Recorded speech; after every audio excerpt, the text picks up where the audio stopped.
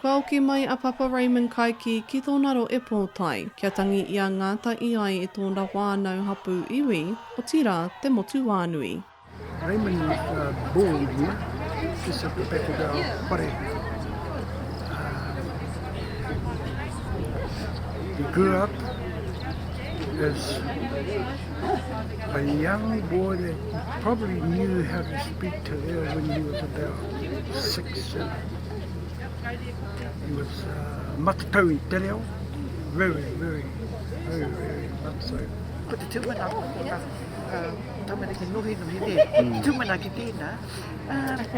Well, I nai me whakarohi e wānanga hia mātou, kōwai hei whakamana tōna mahi. Kana o moke ari Peka Prize o Ngāti Waiora, raiwa ko hi mona murahi o Ngāti Raurau, me ngā apu o Ngāti Maniapoto i tātari mo te taonga o te mate kia oki mai ki te kāinga. I am very proud of Raymond, very proud of everybody from here in Piopio, Maniapoto. Raymond started a group here, it's called Te Roku Aroha. Tutored us.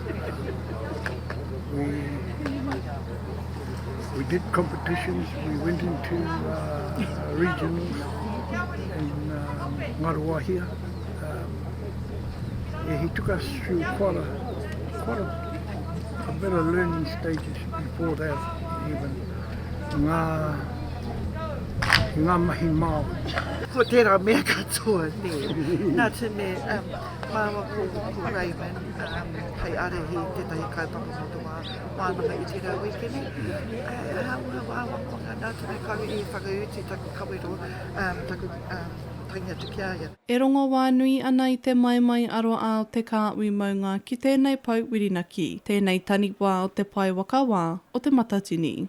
Kua no opo ara mātou ngā kapa o te kāui maunga. Katahi, ka hoki ngā maara, o i ona pū maara i haramaina, ka hoki oku mahara ki te wā i noho tahi aia, a Papa Ray rāwatai ko Uncle Morven. Ki te ata manaki, i ngā kapa katoa o roto mai ana i te kāui maunga. Ko te tohu nui tēnei o te humari e tanga o te tangata. Kua riro i a mātou. I a tātou, i roto i ngā tūāhuatanga o te wā, e pōhara ana ngā iwi katoa, o tainui waka, o Aotea waka, o te kāhui maunga, huri noa ki tēnei tangata, ki tēnei tuahangata. Ka timata nau i tēnei taha pēr. Ko ngā waka nōku, ko te waka o Aotea, ko te waka o tainui. Te pākau i roto i ngā rekereke o aku ruruhi, aku koroheke o te kāingo Ngāti Maniapoto. Ma te atu taku pāpā, huanuku ki te taho taku māma ki Taranaki. Nō reira, ka tika anō kia ki atu ana au, ko hiona te maunga, ko manga pēhi te awa, whāngai ari ki te repo, marae taua te oki-okinga, Mōkau Kohunui te marae, te kōpani te kāinga. Nō roto o Ngāti Puhiawe, ki Ngāti Waiora ki Piopio, te taho taku māma, ko tā ngā hoe, te iwi, ko Hāmua, te hapu, ko wharepuni te marae, ko taipore henui ngā marae, koe rā hoki tāku e mihi kawana ki a koe. Ko te tauaui o te aro a tēnei i wanganui i ngā kaiare i kapaka o te kāui maunga, ka tai a tinana mai ki te poroporo aki i tō rātou tua tangata. He nui ngā kupu kei roto i taku hini ngā roi tēnei wae, e wiwi wāwā. Engari rā i tatari mātou mō Raymond, kai aia te karanga, kai aia te mana, nau te mana mō mātou i tēnei rangi.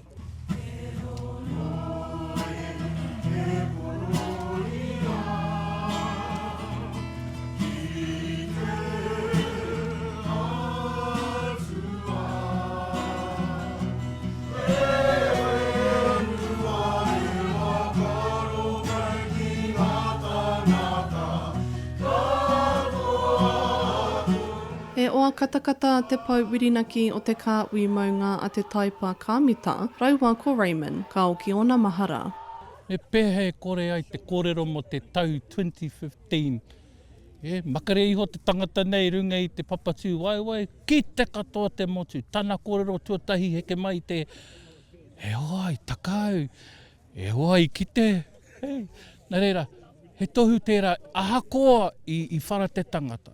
Ko te manaakitanga kai roto i te ngākau o tērā tangata. Ahakoa kuia te mea i whara, kai roto tonu ko te aroha. He tipua a Papa Ray, ne, he tangata ngākau iti.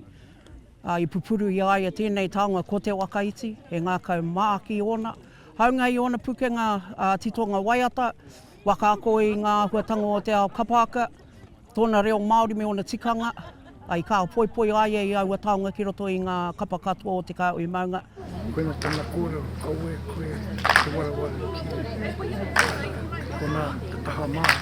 E takoto ana ia ki te takotoranga o ana tupuna, ki runga i a Mōkau Kohunui e tauawitia ana e tōna iwi o Ngāti Maniapoto.